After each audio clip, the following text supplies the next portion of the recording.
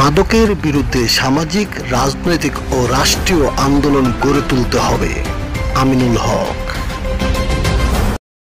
মাদকদ্রব্য অপব্যবহার ও অবৈধ পাচার বিরোধী আন্তর্জাতিক দিবস উপলক্ষে রূপনগর পল্লবী গণমানুষের নেতা আমিনুল হক মাদক বিরোধী একটি র্যালিতে অংশগ্রহণ করে তিনি জানান, 16 আসনে মাদক নির্মূলে এলাকাভিত্তিক সচেতনতামূলক কর্মসূচি ও কঠোর নজরদারি চালানো হচ্ছে এবং এই কার্যক্রম আরও জোরদার করা হবে।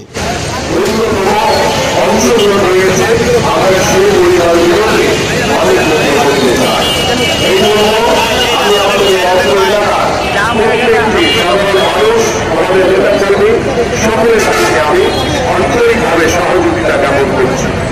আমি বলতে চাই, মাদক এমন একটি ছবল, এই ছবলের কারণে আমার জীবন, আমার মৃত্যু, আমার পরিণতির শিকার হতে হচ্ছে। আমরা গত 17 বছর সেই স্বৈরাচার সাব জয়ী এই কিংবদন্তি ফুটবলার আরও বলেন, যুব সমাজকে যে কোনো মূল্যে মাদকের ভয়াবহতা থেকে রক্ষা করতে হবে। যুব সমাজের প্রতি প্রশ্ন ছুড়ে বলেন, আপনারা গর্ভধারিণী মাকে ভালোবাসেন, মাদক স্পর্শ করতে পারবেন না, কারণ মাদকের ভয়াবহ বিপর্যয় চোখে কান্না আসে মায়ের। বাংলাদেশের যুব সমাজকে ধ্বংস করার জন্য আমরা সেই কক্সবাজারের সেই অবৈধ মাদক ব্যবসায়ী আমাদের সকলে মনে আছে।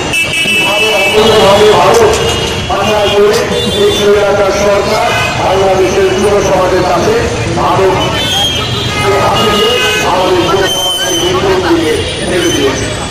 আমরা আজকে থেকে এই 26 আমরা সকলে সমন্বয় করি এবং আমার এই নির্বাচনী এলাকায় পল্লবী এবং রূপনগরে যেখানে যেখানে।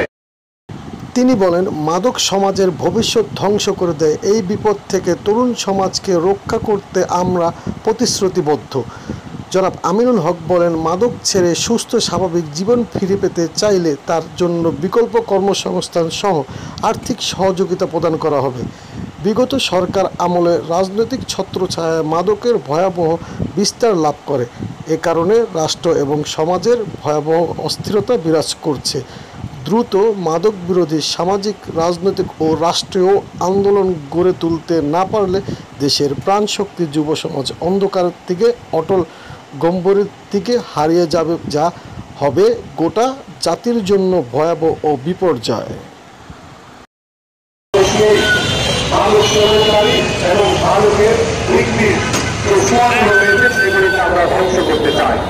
আমরা মাদক মুক্ত আমাদের এই সমাজকে গড়ে তুলতে চাই, কারণ গত 17 বছর আমাদের এই যুব সমাজ মাদকের কড়ার গ্যাসে আমরা অনেক পরিবারের কান্না দেখেছি, অনেক মা বাবার কান্না আমরা দেখেছি, অনেক যুব সন্তানকে আমরা দেখেছি কিভাবে তারা অকাল মৃত্যুর দিকে ঢলে পড়েছে। আমরা এই ধরনের অকাল মৃত্যু আর দেখতে চাই না। এখানে আমরা একটি স্লোগান দেখতে পাচ্ছি, যদি আমরা মাকে ভালোবাসি তবে আমরা মাদক স্পর্শ করতে পারি না, কারণ মাদক মাকে কাঁদায়।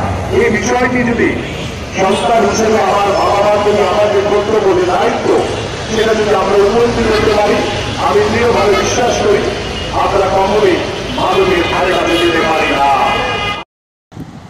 এস এম রাসেল, আজকের কাগজ, নিউজ ডেস্ক, ঢাকা।